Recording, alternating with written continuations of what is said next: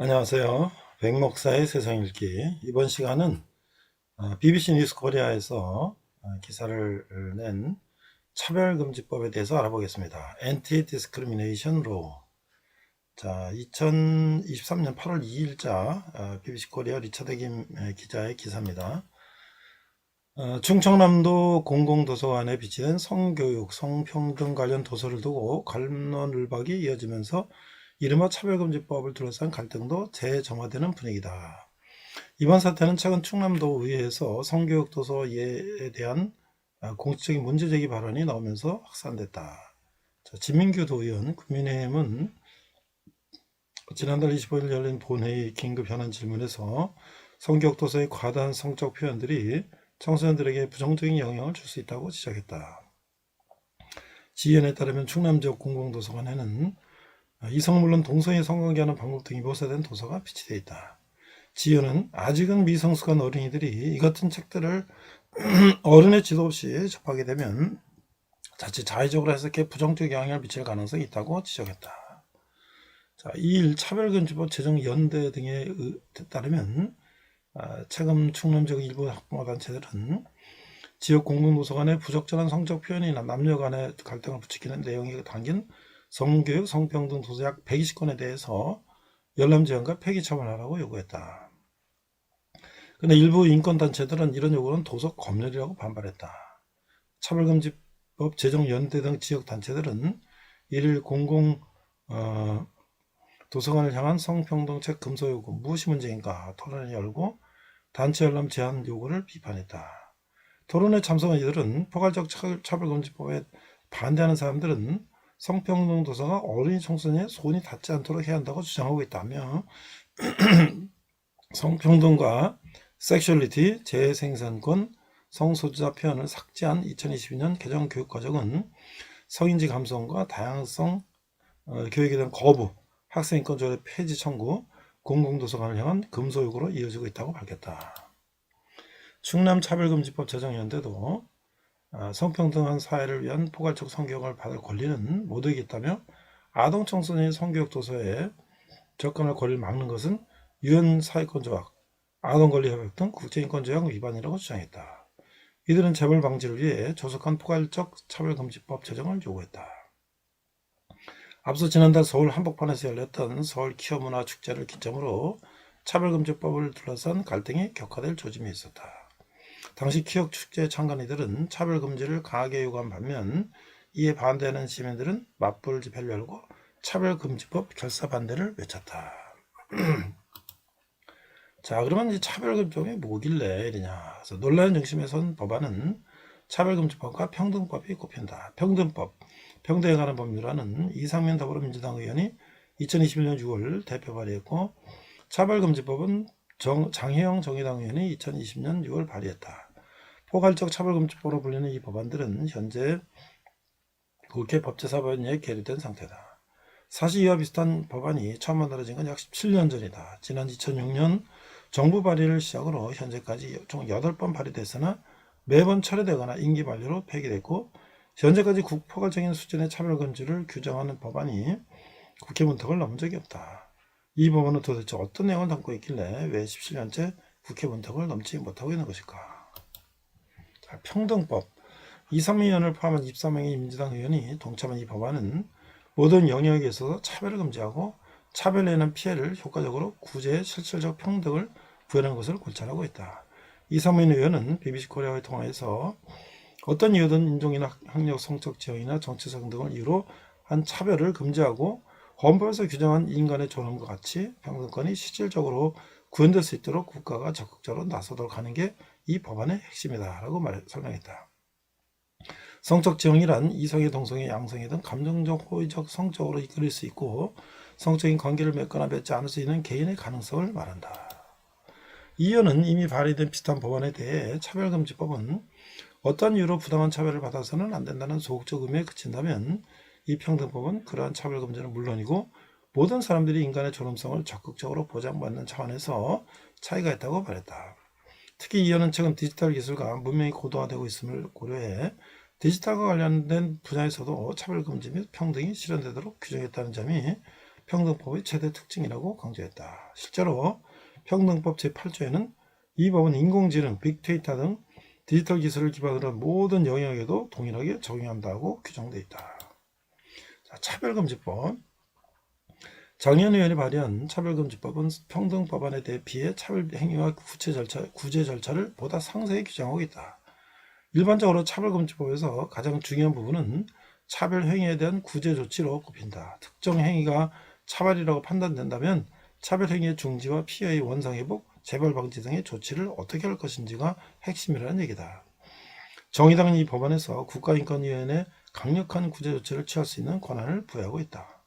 법안에 따르면 차별을 받은 피해자는 국가인권위원회 진정을 제기할 수 있고 국가인권위원회는 차별구제를 위해 시정 공고를 할 수 있다. 특히 법원은 시정 공고를 받은 자가 정당한 사유 없이 공고를 이행하지 않거나 시정명을 불이행할 경우 3천만 원의 이행 강제금을 부과할 수 있다고 명시하고 있다. 자, 이 차별금지법이 생기면 정말 표현의 자유가 침해될까? 이게 또 이제 그런 이제 이에 대한 반응들인데요. 차별금지법은 차별 대상이나 사유, 차별 영역의 범위에 따라 개별적 또는 포괄적 차별금지법으로 나눌 수 있다.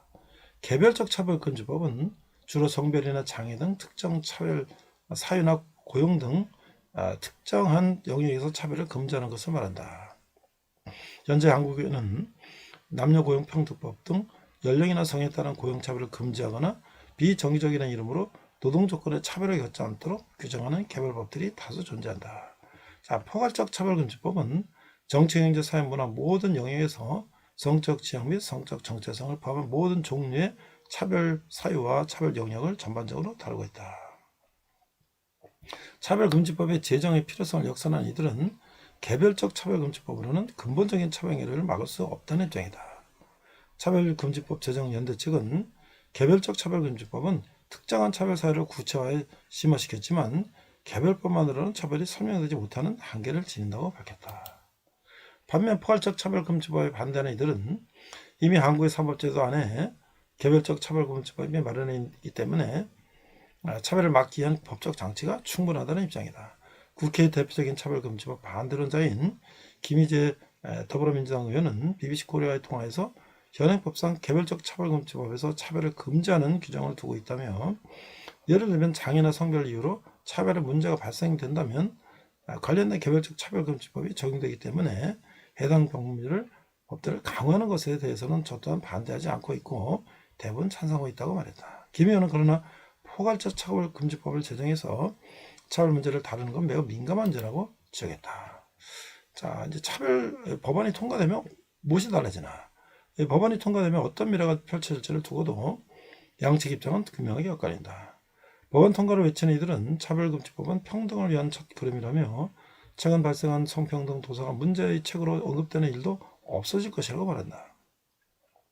차별금지법 제정연대는 한국 사회 차별은 뿌리가 깊다며 차별금지법만으로는 차별이 사라지지는 않겠지만 차별금지법도 없이 차별이 사라지는 않을 것이라고 했다. 연대는 또 차별 경험을 누군가 겪게 된 불행한 일로 치부하지 않고 아직 우리 사회가 평등하지 못함을 발견한 계기로 삼게 될 것이라며 차별을 당했을 때 목소리를 낼 수 있는 곳이 생기는 것으로 우리의 삶은 달라지기 시작할 것이다 라고 기대했다.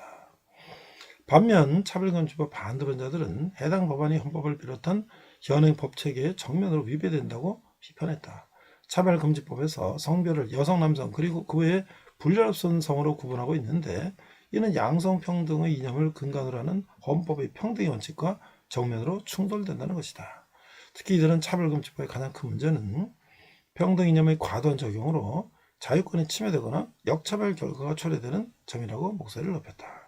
김희재 의원은 법안이 통과되면 역차별 문제가 곧 바로 발생할 수 있는데 이런 문제가 있다고 얘기하는 것 자체가 혐오 발언인데 규제받게 될 수도 있다며 동성애에 대해 반대 자체를 못하도록 금지시켜 놓은 것이기 때문에 결국 표현의 자유, 양심의 자유, 종교의 자유, 언론의 자유 등이 근본적으로 제약을 받는다고 지적했다. 자, 일각에서는 법안이 통과되면 학교 앞에서 학부모들이 동성애 반대 시위를 벌일 경우 처벌받을 수 있다는 지적이 나온다. 이에 대해서 김 의원은 학교가 학생들에게 동성애 혐오 등에 대해 가르친다면 학부모 입장에서 우리 자녀들에게 그런 동성애를 가르치면 안 된다고 말할 수 있는 권리가 있지 않겠느냐며 하지만 차별금지법이 통과되면 그런 주장하는 법으로 처벌받게 되는데 이런 법이 과연 올바른 법인가? 라고 반문했다. 그런 이러한 역처벌 논란이 교육계와 종교계는 물론 경영계 채용 부분에서도 발생할 수 있다고 내다봤다. 자, 동성결혼의 합법화. 예외 사례를 근거로 차별금지법이 통과될 경우에 자연적으로 동성혼 합법화로 이어질 것이라는 분석도 나온다. 김희재 의원은 포괄적 차별금지법은 성별을 남성, 여성, 제3의 성으로 세 개로 분류해놓고 있다며 결국 법이 통과되면 차별을 없애기에 제3의 성들도 자유롭게 결혼하도록 만들어야 한다는 논리적 기결에 따라 3년 안에 동성혼 합법화로 이어지게 될 것이라고 예상했다. 평등법을 대표 발의한 이상민 의원은 동성 간의 혼인에 대해서 각각의 개인들이 자율적으로 스스로 결정할 일이라며 동성혼이 사회적으로 해악을 끼치는 것도 아니고 다른 사람의 권리에 피해를 주는 것도 아니기 때문에 그런 영역은 개개인의 선택에 맡겨야 한다고 말했다. 김 의원은 우리 헌법과 민법도 남녀가 결혼하는 것을 전제로 가족 제도가 만들어져 있다며 동성혼 합법화가 될 경우 기존의 법 체계를 해체하고 전부 새로 바꿔야 하는 것이라고 주장했다. 자, 선거와 밀접한 법안. 오래전부터 포괄적 차별금지 법안이 발의돼 왔지만 구체적인 논의나 공론화 과정을 갖추지 못한 채 폐기와 재발을 반복한 이유는 무엇인가? 이에 대해 이상민 의원은 일부 종교계, 일부 기독교계가 이 법안에 강하게 반대하고 있는데 이분들의 정치적 파워가 강하다 보니 의원들조차도 이 법안 처리의 논의에 적극적으로 나서지 못하고 있기 때문이라고 분석했다.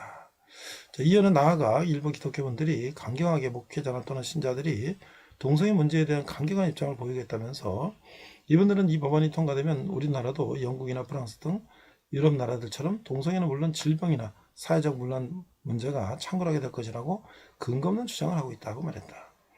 장혜영 의원은 19대 국회에서 약 100명의 국회의원들이 차별금지법을 발의했다가 선거를 앞두고 철회했다며 그 이후 입법 논의 과정에서 크게 후퇴했다고 지적했다. 이상민 의원은 평등법을 발의하고 난 뒤에 이 법안에 반대하는 사람들이나 단체로부터 문자폭탄과 항의 전화를 수도 없이 받았다며 이들은 지역구 사무실과 국회 정문 앞에서 여러 차례 항의실을 벌였다고 설명했다. 그는 이어 총선 등의 선거를 앞두고 유권자들의 표심을 의식할 수밖에 없는 상황에서 이러한 반대 목소리를 뒤로한 채 법안 처리에 나설 의원들이 별로 없다고 토로하기도 했다. 이처럼 국회에서 법안 처리에 대한 논의 자체가 이루어지지 않고 있기 때문에 공론화 과정을 거쳐 법안이 제정하기까지는 상당한 시간이 필요할 것이라는 관측이 지배적인 상태이다.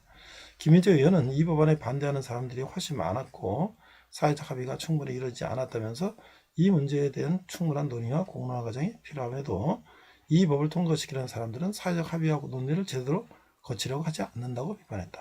자, 그래서 공론화 국민적 합의가 먼저다라는 거예요. 이번 21대 국회에서도 법안 통과가 사실상 물 건너갔다는 지적이 나온다. 법안에 대한 충분한 논의와 공론화가 이루어지지 않았기 때문이다.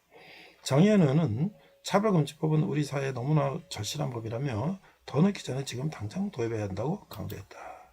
장 의원은 이미 한국 사회는 경제적으로 굉장히 부유해졌지만 세계적으로 자살률도 1위고 출생률은 최하를 기록하는 등의 불명예스러운 타이틀을 갖고 있는 이유 중에 하나가 우리 사회가 다양성을 제대로 포용하지 못하고 있기 때문이라고 밝혔다. 김인재 의원은 법안이 21대 국회 문턱을 넘을 가능성에 대해 어렵다고 잘라 말했다. 법안의 근본적인 문제가 내재되어 있는 상황에서 법안 처리에 대한 국민적 공감대 형성이 안 됐다는 계기가 큰 문제라는 것이다. 김 의원은 법이라는 것은 사회적 합의로 요약되는데 심각한 문제점을 내포하고 있는 포괄적 차별금지법과 같은 법안을 만들려면 공론화 과정을 통해서 뭐가 문제인지 내용이 무엇인지 충분히 국민에게 알려주고 합의 과정을 이끌어내야 하는데 지금까지 전혀 그런 논의가 이루어지지 않았다고 비판했다. 자, 해외 사례의 경우에는 포괄적 차별금지법에 해당하는 법안의 명칭은 국가별로 다르지만 유럽의 주요 국가들은 모든 차별을 원칙적으로 금지하는 차별금지법 Anti-Discrimination Act를 두고 있다. 대표적으로 영국은 평등법 Equality Act를 두고 있는데 이 법은 잉글랜드와 스코틀랜드, 웨일스 등에 모두 적용된다. 이에 앞서 영국은 2003년부터 종교와 신념, 성적 지형을 기준으로 한 고용차별을 금지하는 시행령을 도입한 바 있다. 독일은 일반 평등대우법 General Equal Treatment Act를 두고 있고 캐나다는 1996년 인권법 개정 통해 성적 지향을 차별금지 사유로 도입했다. 일본의 경우 LGBT, 레즈비언, 게이, 양성애자, 성전환자 등 성소수자에 대한 이해를 증진하고 차별을 금지하는 LGBT 이해증진 법안이 지난 6월 중의원 하원을 통과했다. 이 법안에는 성적 지향이나 성정체성을 이유로 한 부당한 차별은 없애야 한다며 정부를 향해 성소수자에 대한 이해를 증진하기 위한 기본계획 책정 등을 요구하는 내용이 담겨있다. 이상 백목사의 세상 읽기 차별금지법에 대한 BBC 뉴스 기사 내용이었습니다. 자, 오늘은 복음서 두 번째 시간으로서 예수님의 갈릴리 대사역과 최근에 이제 이슈가 되고 있는 동성애 문제에 대해서 함께 나눠보도록 하겠습니다. 자, 본문은 마가복음 1장 15절, 우리가 개정과 NIV 버전으로 자막을 보면서 함께 읽도록 하겠습니다. 15절, 이르시되 때가 찼고 하나님의 나라가 가까이 왔으니 회개하고 복음을 믿으라 하시더라. 마크 1장 15절, The time has come, it said, the kingdom of God is near. Repent and believe the good news. 이렇게 돼 있어요. 자, 우리가 이제 그 예수님이 갈릴리 사역을 볼 때에 예수님은 갈릴리로 오셔서 이 가버나움에 본부를 두시고 1년 반 가까이 이곳을 중심으로 하나님 나라를 이제 사역을 하고 계시는데요. 그 사이에 유월절을 지키시기 위해서 잠시 예루살렘을 방문하게 됩니다. 그때 베데스다 연못에서 38년 묵은 병자를 고치시는 기적을 일으키시지만 이 기간 주로 갈릴리 사역에서 지역에서 대중사역과 제자들의 양육에 주역하시는 모습을 보이고 있어요. 그래서 첫 번째 이제 예수님이 하나님 나라를 선포하시는 거예요. 예수님의 첫 번째 메시지는 하나님 나라의 복음이온 것이죠. 고향 갈릴리 지역으로 돌아오신 예수님은 가버나움의 사역분을 두고 하나님 나라의 선포와 성취를 위한 본격적인 사역에 돌입하는데 그것이 바로 마가복음 1장 15절이라는 것이죠.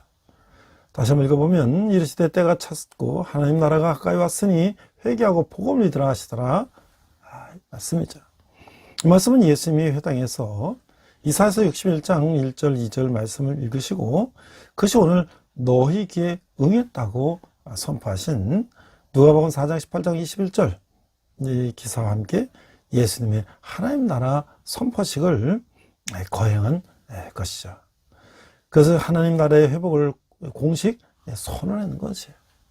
그 예수님이 그 회당에서 읽은 그 이사야 61장을 우리가 1절에서 3절까지 보면 이 구원의 아름다운 소식이라고 부제가 되어 있는데요. 1절, 주 여호와 영이 내게 내리셨으니 이는 여호와께서 내게 기름을 부으사 가난한 자에게 아름다운 소식을 전하게 하려 하심이라.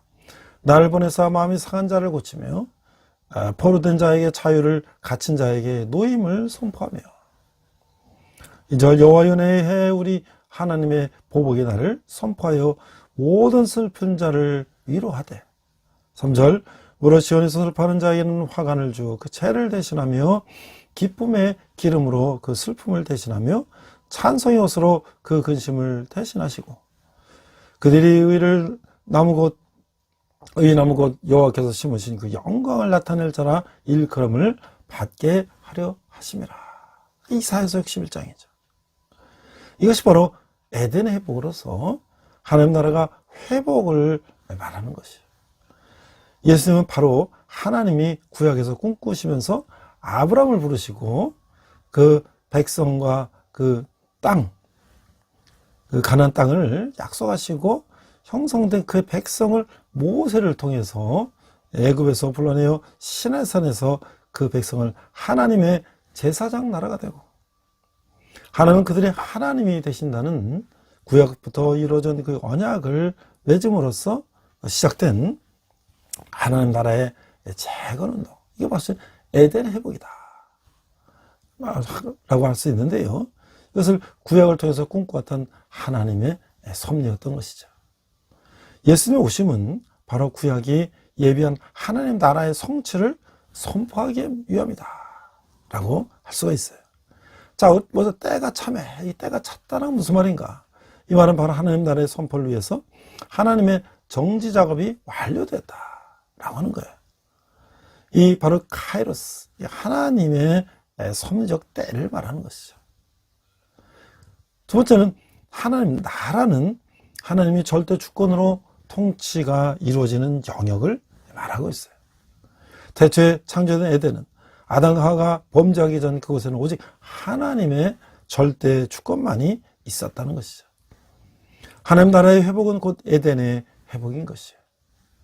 세 번째는 가까웠다라고 하는 것은, 그 하나님 나라가 가까웠다는 것은 하나님 나라가 예수님이 오심으로 성취되고 이룩되었지만 그 완성은 새하늘과 새 땅에서 이루어진다는 거예요. 이것은 또한 예수님의 재림의 신앙을 담고 있는 말이라고 하는 거예요. 다시 말하면 지금 예수님이 선포하신 하나님 나라는 이미 임에서 진행되지만 예수님이 다시 오실 때 이 재림하기까지는 완성이 보류되어서 있다는 거예요. 이것은 바로 종말론과도 연결이 되고 있다고 하는 것이죠. 자, 회개는 하나님 나라 백성의 자격시험과도 같다라고 하는데요. 하나님 나라의 백성이 되는 자격은 회개하는 데 있다. 하나님 나라는 회개한 자만이 들어가는 나라라고 하는 것이에요. 하나님 나라는 유대인이라는 혈통이나 출신 배경으로 들어가는 것이 아니라 옛사람을 어린 양, 그리스도의 보배로운 피로 씻어 회개한 자만이 들어가는 것이죠. 그래서 그 나라는 중생, 거듭난 자만이 들어가는 나라인 것이다 라고 할 수가 있는 거예요. 그래서 요한복음 3장 3절, 사람이 거듭나지 아니하면 하나님의 나라를 볼 수가 없느니라. 이 바로 회개라는 것이 단순한 죄의 고백에서 끝나는 것이 아니라 하나님 나라의 백성이 합당한 가치 체계를 갖는 것을 말한다고 하는 것이죠.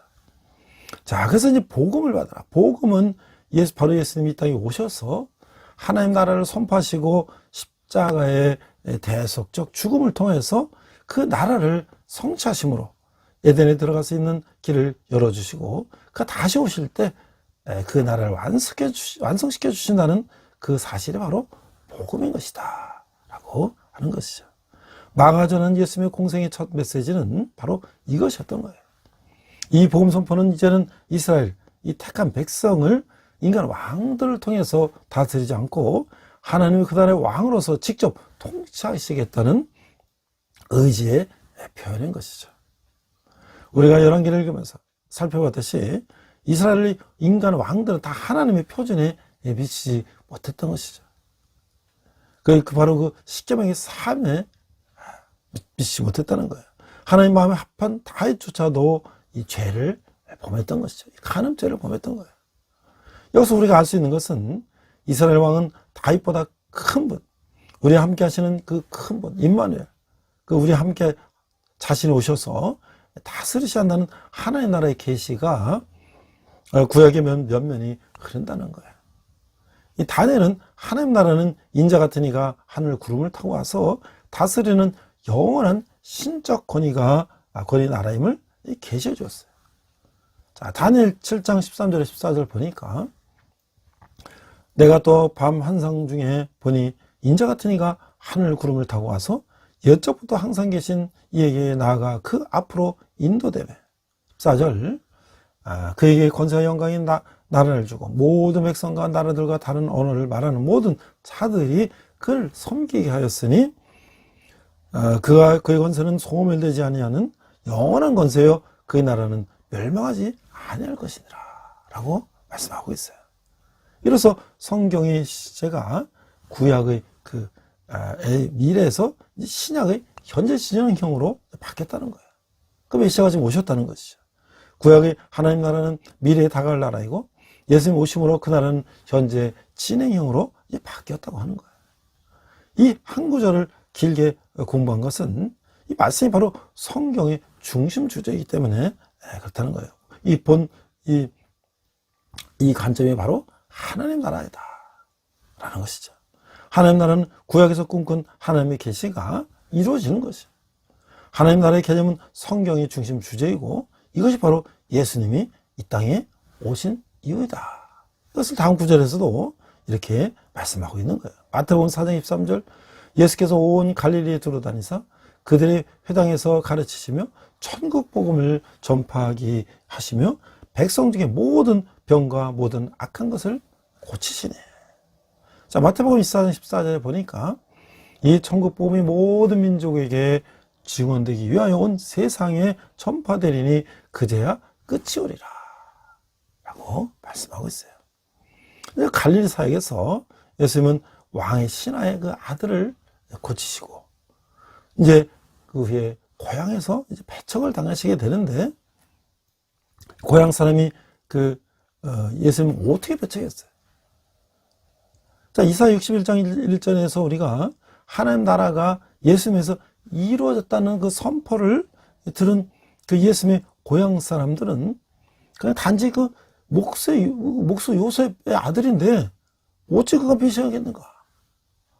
그가 불경죄를 저지른다고 판단했던 것이죠. 그들이 갖는 메시아는 다윗 나라를 회복시켜주는 아주 힘을 가진 그런 메시아를 기다리고 있었어요. 그들이 만드는 메시아를 기다리는 것이지 하나님의 종으로서의 메시아가 아니라고 하는 거예요. 우리가 그리고 있는 그 예수님을 선거해 있는 건 아닐까요? 우리 모든 것을 해결해 주시고 힘으로 모든 걸 다 다스리는 예수님. 그 아니라는 거죠. 여관에 있을 것이 없어서 말구의 나심을 알린 그가 그 고향에서 배척 받으시는 그 예수님을 보여주고 있는 거예요. 예수님을 잘한다는 내가 과연 예수님을 이들처럼 배척하고 있는 건 아닌가? 과연 예수님을 내 마음에 모시고 살아가는가? 우리가 한번 생각해 볼 수가 있는 거죠. 그래서 누가복음 4장 22절 이 사람이 요셉의 아들이 아니냐? 라고 하는 것처럼 내가 나한테 예수님의 단지 목수라는 직업을 가진 한 인간 요셉의 아들로서 나이고는 사람 정도로 생각하고 있지는 않는지 내가 반문해 볼 수 있는 거예요. 그래서 우리가 이제 묵상해 보면 내가 예수님을 영접하고 있다면 과연 어떤 예수를 모시고 있는가? 그 내용을 기록해 놓고 나중에 이제 우리가 한번 우리가 생각했던 예수님을 우리가 이 말씀을 통해서 어떻게 우리가 진정으로 예수님을 우리가 바라보게 되는지를 우리가 한번 생각해 봐야 된다는 것이죠. 자, 예수님이 이제 제자를 부르시는데요. 예수님은 이제 예수님이 권면할 때 이거 베드로가 반응하는 거. 이것이 바로 기적의 공식을 이루는 공식인데 그것은 바로 하나님의 능력과 우리의 순종이 바로 기적을 일으킨다라고 하는 거야. 하루 종일 헛수고한 이 베드로를 그 일행에게 그들이 이 전문식과 다른 조언으로 그들은 고깃잡이의 전문가지만 이 목수의 아들이라는 이 목수라는 이 예수님이 그 고기를 이렇게 잡으라 그랬을 때 그들은 결과적으로 그 많은 고기가 잡히는 걸 보고 자신의 나약함을 발견하고 그 앞에서 이제 자기를 내려놓는 그런 결단을 하게 되는 거예요. 자기를 내려놓는다는 것은 생각과 가치관이 바뀌었다고 하는 거예요. 인간의 생각을 내려놓고 하나님의 뜻에 순종한다는 것을 말한다는 것이죠. 이것을 바로 내려놓음 신앙이라고 한다. 사람 늙는 어부가 된다는 것은 이거 신분의 변화가 아니고 그 역할의 변화를 의미한다고 알 수가 있는 것이죠. 자, 이제 안식일에 이제 병자를 고치시는 예수님, 이 가버나움에서 그 귀신을 이기시고 치유하시는 것은 바로 하나님 나라의 도래를 말해주고 있다라고 할 수가 있는 것이죠. 누가복음 4장 18절에 19절을 보니까 주의 성령이 내게 임하셨으니 이는 가난한 자에게 복음을 전하게 하시라고 내게 기름을 부으시고 나를 보내사 포로된 자에게 자유를 누먼 자에게 다시 보게 함을 전파하며 눌린 자를 치유하게 하고 19절 주의 은혜의 해를 전파하게 하려 하심이라 하였더라. 또 마태복음 22장 28절에 보면 그러나 내가 하나님의 성령을 힘입어 귀신을 쫓아내는 것이면 하나님 나라가 이미 너에게 임하였느니라. 그러니까 에스겔 28장 12절 17절 이사야 14장 12절 20절은 이 사탄의 유래에 대해서 이 추적할 수 있는 내용을 담고 있는데요. 사탄은 천지가 창조되기 이전에 하나님의 창조된 천사 중 하나가 천국에서 반란을 일으켜서 타락한 영적 존재라고 추정을 되는데, 그래서 언제나 하나님과 대적하는 위치에 서는 이 존재를 말하고 있는 거예요. 그래서 하나님이 에덴이 망가졌기 때문에 하나님 나라를 파괴하고 자기 나라를 세우려고 발악을 하는 존재라고 할 수가 있는 거죠. 그리고 창세기부터 하나님이 약속하신 대로 그의 머리를 밟는 자가 오지 못하게 발악을 하고 있는 것이라고 할 수가 있죠. 구약에서 엄청난 영적 전쟁을 볼 수가 있었는데, 그런 배경으로 생각할 때 귀신을 쫓아냈다는 것은 하나님 나라가 도래되었다라는 것을 의미하고 있다고 할 수가 있는 거예요. 자, 그래서 예수님의 이 3대 사역은 뭔가? 그리고 예수님의 기도 생활은 어땠는가? 마태복음 4장 23절은 그니 예수님의 3대 사역을 보여주고 있는데, 첫 번째는 가르치시고 티칭. 예수님은 랍비셨죠. 그래서 예수님은 구약을 정통하시고 그걸 가르치시고 복음을 전파하시고 프레칭. 세 번째는 병자를 고치셨어요. 힐링. 저는 이제 학생들에게 늘 그렇게 얘기합니다. 힐링, 우리는 힐링하면 마음의 치유만 얘기하는데, 힐링이라는 건 몸과 마음을 다 말하는 것이죠. 그게 3대 사역이라는 거예요. 그런데 이 마태복음 9장 35절에도 같은 내용이 반복되는데 36절에서 그 사역의 근거가 되는 예수님의 마음을 보여주고 있어요. 자, 마태복음 4장 35절, 우리를 불쌍히 여기시다 라는 구절인데요, 예수께서 모든 도시와 마을을 두루다니사 그들의 회당에서 가르치시며 천국복음을 전파하시며 모든 병과 모든 약한 것을 고치시니라. 36절, 우리를 보시고 불쌍히 여기시니 이는 그들이 목 잡는 양과 같이 고생하며 기질함이라. 이렇게 말씀하고 있어요. 불쌍히 여기시는 마음. 자, 이게 이제 개혁성경에서는 이렇게 민망히 여긴다고 했는데, 예수님의 3대 사역 근처에는 바로 이 민망히 여기시는 마음이 깔려 있다고 하는 거야. 바로 이 불쌍히 여긴다. 이 민망히 여긴다는 게 불쌍히 여긴다는 것인데, 이 마음은 원어에 보면 스플랑크니조마이라는 것인데, 이 통증의 정도가 심해서 창자가 끊어지는 듯한 아픔을 나타낼 때 쓰는 말이라는 거죠. 단순히 가엾다 불쌍하다 이게 아니라 정말 내 창자가 끊어지다 안타까운 마음. 그 예수님이 목 잡는 양 같은 우리를 보실 때 그 아픔이 창자가 끊어지는 아픔을 느낄 정도라는 그런 것이. 우리가 지나간 사람이 아픈 걸 보는 게 아니라 내 자식, 내 가족이 아파서 누워있는 걸 볼 때 그 마음을 상상할 수가 있는 것이죠. 우리가 날마다 예수 더 닮기 원하네라는 찬송을 부르는데, 정말 예수님과 닮기를 원한다면 그 예수님을 정말 얼마나 불쌍히 여기는 그 마음을 우리가 닮아야 한다고 하는 것이죠. 이것은 바로 불교에서 말할 때는 대자대비다라고 하는데, 기독교 공동체도 이해 못지않게 같이 울고 울어주는 공동체가 되어야 된다. 또 한 가지 예수님의 모범을 배워야 한다. 그것은 예수님의 이 기도의 모범이에요. 마가 누가는 예수님이 하나님의 신성을 가지신 분인데, 기도를 열심히 드린 것은 바로 아버지의 뜻에 순종하기 때문이다 라고 말하고 있는 거예요. 그래서 기도는 내 뜻을 하나님께, 아버지께 알리고 그것을 이루기 위해서 하나님의 능력을 끌어들이기 위해서 드리는 것이 아니고, 하나님의 뜻을 알아 그분의 뜻에 순종할 수 있도록 해달라는 것이 기도라고 하는 것이죠. 자, 그래서 이제 문둥병을 고치시는 예수님, 그 예수님이 우리를 불쌍히 여기시는 그 마음에 대해서 우리가 읽었는데, 여기서 문둥병자를 불쌍히 여기시고 치유하시는 그 예수님을 볼 수가 있는 거예요. 이 접촉에서 100% 점령되는 그 병을 예수님이 직접 손으로 만지시면서 고치셨어요. 또 문둥병자를 고치는 것은 바로 그분이 메시아라는 것을 암시하는 부분이기도 하죠.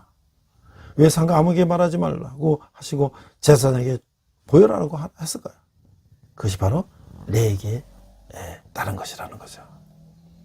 자, 이제 6번째 가면 중풍병자 및 많은 병자를 고치시는 예수님을 볼 수가 있어요. 이 병자 4명이 그 예수님 이렇게 이 말씀 전하시는 그 지붕을 뜯고 내려오는 것을 보면서 바로 그 예수 공동체의 참모습을 우리가 발견해야 한다는 거예요. 그것은 교회의 참모습이 한다는 거예요. 사랑은 손과 발에 있지 입에 있는 것이 아니라는 거예요. 하나님 사랑도 결국은 이웃사랑으로부터 시작되는 것을 우리가 깨달아야 된다는 것이죠. 이웃사랑은 하나님 나라의 본질을 이루는 것이다.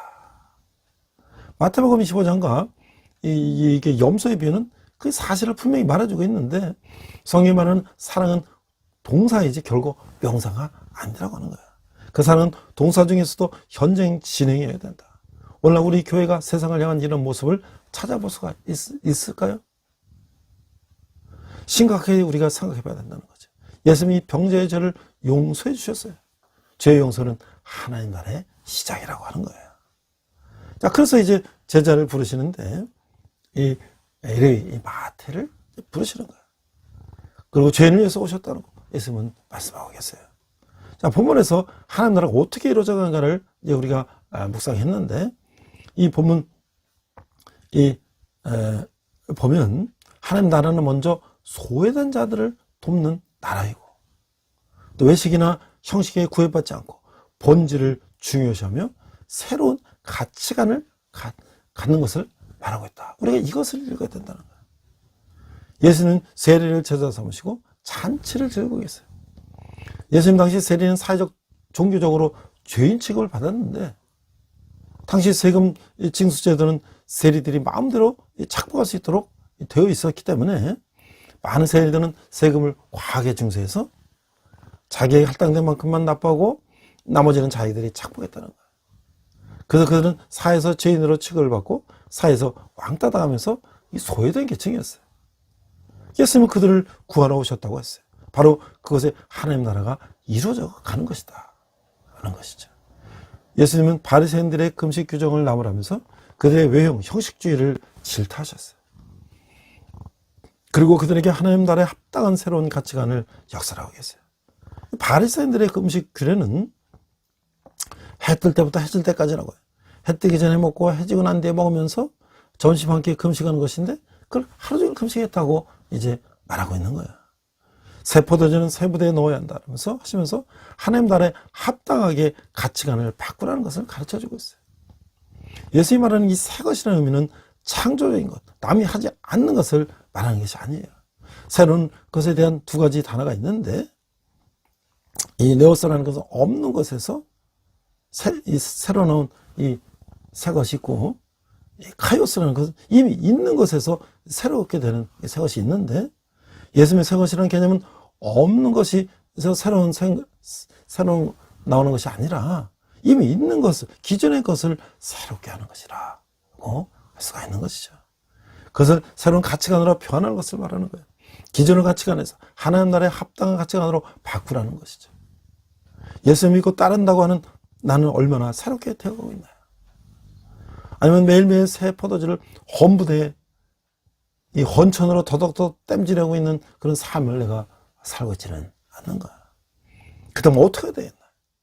우리가 지금 예수님을 따라가 봐야 될 것입니다.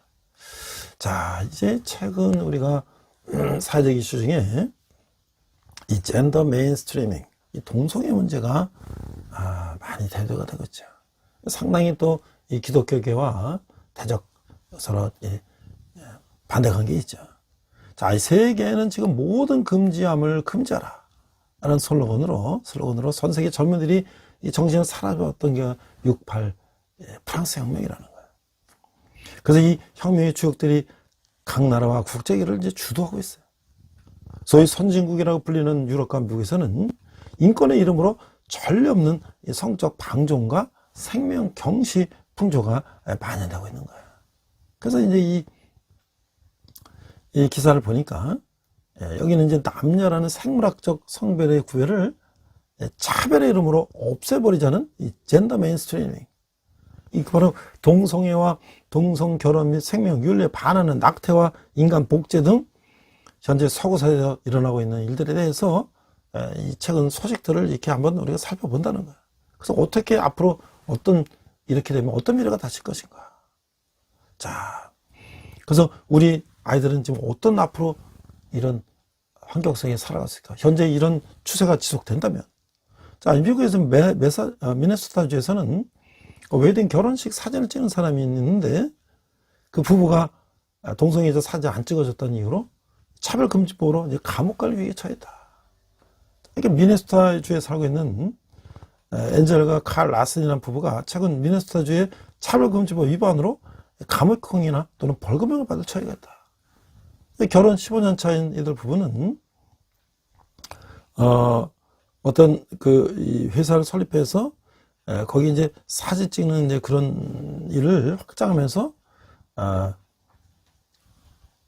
이제 자기는 동성애자들은 사진 안 찍겠다 라고 선언을 했는데, 이제 그걸 이제 문제가 돼가지고 자기는 한 남자와 한 여자 사이에 거룩한 결혼에 대한 자신들의 기독교 신앙에 따라서 동성결혼과 관련된 사진을 찍지 않겠다 하고 이제 이렇게 했는데, 그것이 바로 미네소타주의 이 성적 지향을 이유로 차별할 수 없도록 한 그 차별금지법 때문에 이제 또 헌법이 보장하고 있는 표현의 자유, 종교의 자유, 절차의 행위에 위반한다면서 이제 헌법 소원을 냈다.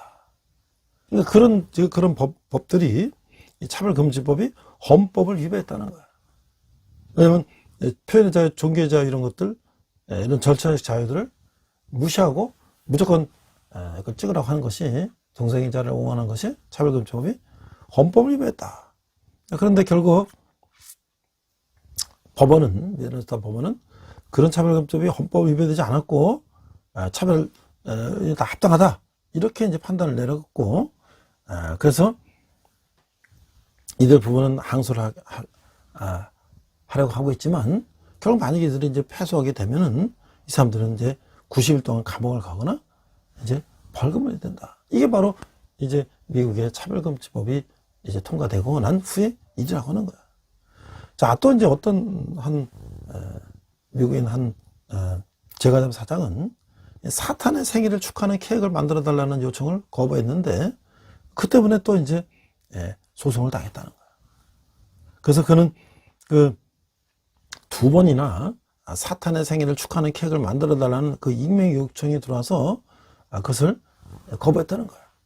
루시퍼, 이 사탄의 생일을 축하합니다 라는 글이 씌어진 케이크와 사탄이 마약을 하고 있는 디자인의 케이크를 만들어 달라는 요구는, 이 기독교인 이 필립 씨는 신앙의 양심에 거스른 것임에도 불구하고 그가 이 요청을 거부할 때, 그는 종교를 이유로 차별을 금지하고 있는 콜로라도주 차별금지법을 다시 한번 어기는 셈이 돼서 또 공격에 처하게 된다는 거야. 자, 이게 차별금지법이라는 것이 상당히 홀전 이론과는 달리 이것이 어떻게 사람의 양심과 종교의 표현의 자유를 억압하는 도구가 될 수 있는지, 이것을 보여주는 사례라고 하는 거예요. 자, 호주에서는 국민투표로 동성결혼에 대한 찬반 논쟁을 이제 끝낼 예정이다. 그래서 이제 전 세계가 이런 동성결혼에 대한 것들을 다 합법화하고 가는 거야. 자, 그래서 우리나라에도 지금 차별금지법을 제정하려고 국회에서 이제 발의를 하고 있는데, 아직 통과되고 있지 않죠? 많은 기독교에서 이제 그것을 창조 질서에 위배되는 것이다 하고 반대하고 있잖아요. 자, 그래서 제가 위키백과에서 차별금지법을 한번 찾아봤어요. 차별금지법, Anti-Discrimination Law라는 뭐냐? 이것은 정치, 경제, 사회, 문화 모든 생활 영역에서 합리적 이유가 없는 모든 형태의 차별을 금지하는 내용이다. 그래서 뭐 특정 직군 또는 뭐 장애, 기타 등등 이런 걸 통해서 차별할 수 없는 것이다. 그래서 그 차별의 내용은 뭐가 있냐 보니까, 뭐 성, 인종, 나이, 장애, 외모, 출신, 국적, 가족, 성적 지향, 정체성, 학력, 종교 이런 것들이 다 포함돼서 어떤 사람을 갖다가 이제 이게 취업해서 채용할 때도 이걸 갖다가 이제 이런 걸 이유로 해서 차별했다면 안 된다, 뭐 이런 얘기죠. 그 차별의 구체적 주체와 객체는 누구냐? 차별의 객체는 대부분 사회적 소수자 집단, 뭐 성소수자나 소수민족이라든지 이러지만, 사회적 소수가 집단이라고 해서 차별의 주체에서 벗어난 것이, 결국 소수자도 차별의 주체가 될 수가 있다는 거야. 그 인종적 소수자가 장애인을 차별했다. 그럼 그것도 차별금지법상 처벌 대상이라는 거죠. 성소수자가 그 외모 차별했다. 그러면 그것도 차별금지법 처벌 대상이 된다는 거야. 자, 근데 여기서 말하는 차별은 다양한 이유가 있을 때는 해당되지 않는데, 그래서 뭐 변호사를 뽑는데 변호사 자격이 없는 사람을 뽑으면 안 되고, 대학 교수를 뽑는데 뭐 박사학위 없는 사람 뽑으면 안 되고, 이건 뭐 아주 상식적인 거죠. 그러나 업무나 서비스 유지와 직접적인 관계 없는 걸 가지고 불이익을 주거나 비우대라면 차별행위다. 그래서 이제 여기서 보면 또 뭐 목욕탕이나 주영장에 여성 탈의실에 남성의 신체를 가졌으나 스스로 여자라고 정체된 사람을 못 들여다는 것은 차별에 해당하는가 안 되는가, 이거는 좀 지금 논란이 되고 있다는 거야.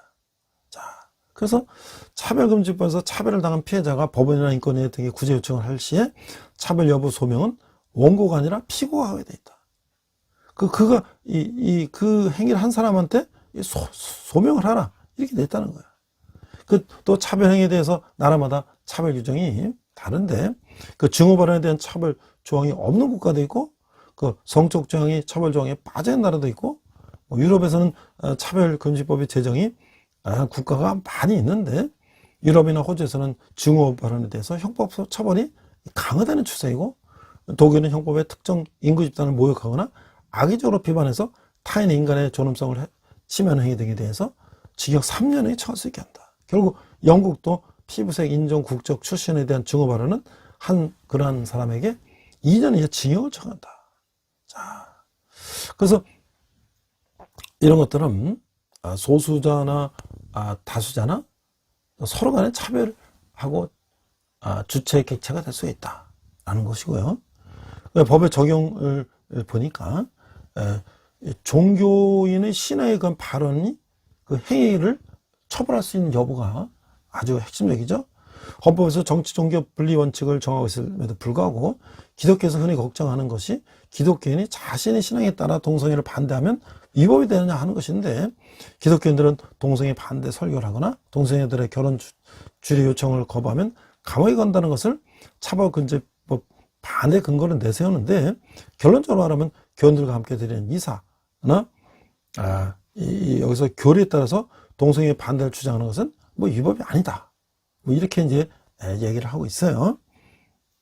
각 종교의 경전 또는 중요한 판단 기준이 되는데, 기독교 관련 모임에서 교인을 대상으로 한 동성애 관련 연행에 대해서는 기성을 당했다 하더라도 성경에 그렇게 했는데요 라고 하면 그 법적인 처벌이 뭐 이럴 가능성이 거의 없다, 뭐 이렇게 이제 설명을 하고 있습니다.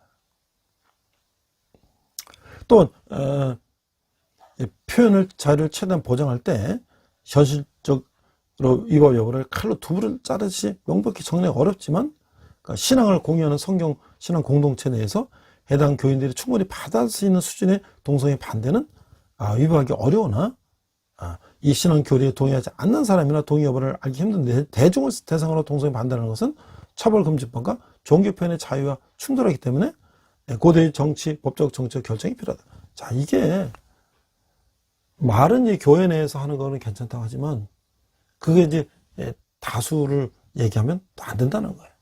굉장히 이게 참 모호한 거죠. 역으로 자신의 동성애를 반대하는 언행을 하는 문제가 아니라, 타인에게서 동성애를 찬성 또는 묵인한 욕을 받는 사항도 우리가 생각할 수가 있는 것인데, 앞에서 이제 얘기했던 그런 미국에서 케이크를 만들라거나 뭐 사진사에게 뭐 그걸 동성애자 찍어달라거나 이랬을 때 그걸 거부하면 이제 문제가 생기는 것인데, 이런 것들이 사실 오늘 우리나라에서도 국회의원들이 수차례 이제 그 법을, 비슷한 법안들을 내서 포괄적 차별금지법이라는 것을 제정을 하고 있는데, 이 기독교계에서 그분을 반대하기 때문에 아직 통과되지 않고 있는데, 이 문제에 대해서 우리가 얼마나 이것이 심각한지를 모든 크리스찬들은 알아야 된다는 것이죠. 이것이 뭐냐면 하나님의 창조 질서를 위배하는 것이기 때문에, 그들을 박해하고 핍박하는 것이 아니라 우리가 깊이 생각을 해야 한다고 하는 것이죠. 자, 이제 우리가 베데스다 연못가에서 그 병자를 고치신 그 예수님을 우리가 이제 살펴보면, 고고학의 발굴에 의해서 이 기적의 배경인 베데스다 연못은 실제했다는 것을 입증하고 있는데, 저도 이제 이스라엘 갔을 때 히스기야 샘물을 통해서 이렇게 나와도 쭉 나가니까 베데스다 연못이라고 하는 큰 이렇게 연못이 나오는 거예요. 그것이 이제 실제 했다는 거죠. 그래서 예수님이 예루살렘에 오셨을 때 여기 먼저 가셨어요. 병자가 예수님을 찾은 것이 아니라 사마리아를 만나기 위해서 모든 인간의 장애를 극복하고 먼저 찾아가신 예수님을 우리가 생각해 보면 예수님은 다시 오실 때 어딜 먼저 찾아가실까요? 가난한 자, 소외자를 찾아가신다는 거죠. 병든 자를 찾아가신다는 거죠. 그래서 예수님이 간 베데스다 연못까지 보니까 많은 병든 자들이 거기서 물이 막 이렇게 확 올라올 때 먼저 들어가려고 그러는데 서로 이제 못 들어가고 있는 거야. 서로 막 너 죽고 나 죽고 하면서 막 그냥 그렇게 서로 들어가려고 하는 그런 모습을 우리가 볼 수가 있죠. 바로 그 서로 들어가려고 아기다툼하는 것은 바로 지옥의 삶이고, 서로 배려하고 상생하는 것은 바로 예수님의 우리에게 보여주신 삶이다. 바로 이게 나눔과 섬김이 있는, 바로 예수님이 우리에게 보여주신 것, 그 변화받고 또 서로 희생하며 양보하고 사랑하는 그런 삶을 우리에게 예수님은 보여주셨다는 거죠. 또한 예수님은 안식일 문제에 대해서도 이 안식의 주인은 누구냐? 예수입니다. 하나님께서 명하신 안식일을 거룩하게 지키라는 명령을 유대인들은 아주 철저히 지키죠. 그 안식일에서는 뭐 절대 뭐든지 하면 안 된다는 거예요. 지금도 이스라엘에서는 안식일에는 전혀 일을 안 하죠. 엘리베이터, 제가 지금 확인해봤는데 엘리베이터도 그냥 1, 2, 3, 4층에 그냥 자동으로 다 쓰게, 그것도 누르고 이렇게 하는 것도 다 노동이라고 하는 거야. 자, 그런데 안식일은 하나님의 창조에서 하나로서 육체적 영적 재충전을 통한 하나님의 능력과 영광을 재인식하는 그런 시간이지, 그 규례를 만들어 놓고 그것을 지키냐 안 지키냐를 따지는 것이 아니라고 하는 거예요. 이 바리새인들은 안식일을 거룩하게 지키라는 이 4계명의 그 시행세칙을 수없이 많이 만들어 놓고 그것을 지키라고 강요하고 있는 거예요. 그 중에서 지금 예수님이 범한 시행세칙은 안식일에 병자를 고쳤다는 거예요. 유대인의 안식일 시행세칙이면 안식일에는 환자가 죽지 않을 만큼 응급조치만을 해야 된다는 거예요. 이를테면 안식일에 사람이 무너진 다음에 깔렸다 하면 그 흙을 치우고 그 사람이 죽었음을 알았으면 그대로 내버려 둬야 된다는 거예요. 만일에 시체를 만지면 그 안 되기 때문에 그렇다는 거예요. 만일 그 사람이 아직 살아있으면 죽지 않을 만큼만 조치하고 그대로 두어서 안식일이 끝난 후에 그걸 구조해야 된다는 거예요. 자, 이게 얼마나 율법에 얽매이는 삶이라는 것이죠. 근데 예수님은 병자를 아예 치료를 해버렸어요. 또 제자들이 안식일에 배고파서 이삭을 잘라서 비워먹은 것은 안식일 생제식 중 이 몇 가지를 위배했는데 그걸 수확했다는 거예요. 또 그걸 키질하고 타작하고 탈곡해서 그걸 음식을 만들어서 먹었다는 거예요. 그러니까 종교는 규율과 규칙에 매일 수 있지만 하나님 나라는 그런 규율과 규칙에 얽매이지 않고 하나님의 자비하심과 국률하심의 통치하심에 순종해야 된다라고 하는 것이죠. 그래서 예수님은 자신이 하나님 나라의 통치자로서 안식일의 주인이라고 하는 것을 말씀하고 있는 거예요. 자, 그래서 이제 우리가 예수님이 이 땅에 오셔서 우리에게 보여주셨던 것들, 변화와 또 개혁, 그 다음에 가난한 자, 포로된 자, 소경된 자를 치유하시고, 그래서 우리에게 말씀을 가르치시고 복음을 전파하시고, 또 한 가지 중요한 게 우리에게 치유와 회복을 주셨다는 거예요. 자, 그런데 아까 앞서 말씀드린 것처럼 지금 우리 인간들이 인간의 생각대로, 인간의 이 창조 질서도 다 인간의 생각대로 그걸 변개하고 또 그걸 법으로 만들어서 인간의 생각을 모든 사람이 따르게 하는, 하나님의 창조 질서를 위배하는 그런 모습들을 보여줄 때 과연 어떻게 될 것인가. 그러나 이제 그러한 어떤 인간적인 어떤 그 계획이나 법제화가 현실적으로 그것이 그대로 다 잘 되고 있느냐? 그렇지 않다는 것이죠. 하나님의 창조 질서를 이제 이 땅에서 지키려고 하는 많은 사람들이 예수님의 그 뜻을 따라 그런 것들에 대해서 자기 의견들을 내고 있다는 거예요. 그래서 이제 동성애, 동성혼, 개헌 반대 국민연합이라는 그런 또 조직이 창립돼가지고 이제 헌법 개정에서 동성혼을 이제 옹호 조장하는 내용을 이제 뭐 헌법을 개정하려고 그랬는데, 그래서 이제 헌법 36조 1항에서 양성의 평등을 삭제하고 성평등으로 대체하는 것은 물론이고 성적 지향이라는 단어까지도 삽입하라고 했어요. 지난 정권은 이제 그런 걸 하려고 했었죠. 그런데 그런 반대하는 단체가 형성이 돼서 이제 이들이 이제 80만 명의 이제 서명을 받고 국회의원 면담과 집회를 하고, 그래서 이 국민의 뜻이 왜곡되지 않도록 그런 활동을 하고 있는 거야. 그래서 이 개헌을 반대하고, 그 다음에 동성이나 동성혼에 관련된 여러 현안에 대해서도 적극적으로 목소리를 내서 다수의 시민들의 마음과 뜻을 대변하는 구심점이 됐다. 그래갖고 동성혼 합법화 반대 물결이 전국적으로 일어났다. 이게 이제 기독교계 중심으로 해서 헌법과 관련하여 국회 개헌 특위는 국민들의 의견을 듣겠다고 정부에서 국민 대토론을 이제 개최했어요. 그 많은 국민들이 의견을 듣는 시간은 턱없이 부족하였고, 패널들은 어떤 기준에 선정되는지도 알 수 없었고, 국민들의 의견과 반대하는 사람들이 있었다는 거예요. 그러나 이러한 혁적인 국민 대토론회는 토론회 지역에 있는 국민들을 깨우고 각 지역에서 동성 결혼 합법을 반대하는 조직들이 세워지게 됐어요. 그러니까 부산, 경남, 울산, 광주, 전남, 대구 뭐 등등 해서 전국에 이걸 반대하는 동성 결혼 합법화를 반대하는 시민들이 이게 일어나게 됐다는 거예요. 그래서 이제 친동성애를 행보를 보인 헌재 소장도 낙마를 하게 됐고, 그 다음에 이 동성애 언급을 금지하는 현행 학교 성교육 표준안을 지지했다는 거죠. 학교에서도 이제 민감한 청소년들에게 그런 아주 친동성애 그런 단체를 내세워 갖고 그런 것들을 동성애를 학교 표준안에 넣으려고 하는 것들을 이제 반대하는 거죠. 그들은 무슨 주장하냐? 청소년들에게도 절제와 금욕을 강조하기보다는 10대 여성도 성관계를 즐길 권리가 있다, 이렇게 주장하고, 성가치관을 확립시키는 교육보다 피임교육이 우선이다, 청소년 낙태를 권리로 가르쳐야 한다, 사회적 합의도 이루어지지 않은 동성애를 표준안에 넣어야 한다고 주장하고 있다는 거야. 이게 얼마나 이게 이 사춘기 어린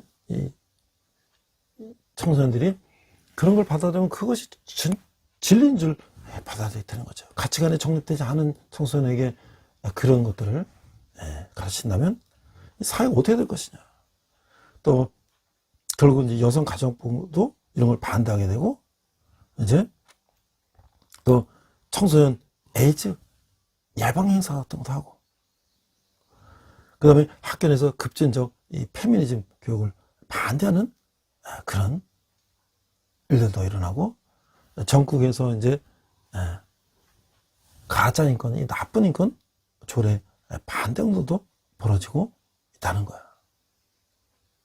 그래서 이제 이 최근에 그 동성애 관련 차별금지법이 국회에 계류되어 있지만 통과하지 못하고 있는 것은 하나님의 창조 질서를 따르고, 또 예수님이 우리에게 병든 자를 고치시고 가난한 자, 소경된 자, 포로된 자를 이제 위해서 이 땅에 오신 예수님의 뜻을 땅에 구현한다고 하는 것이죠.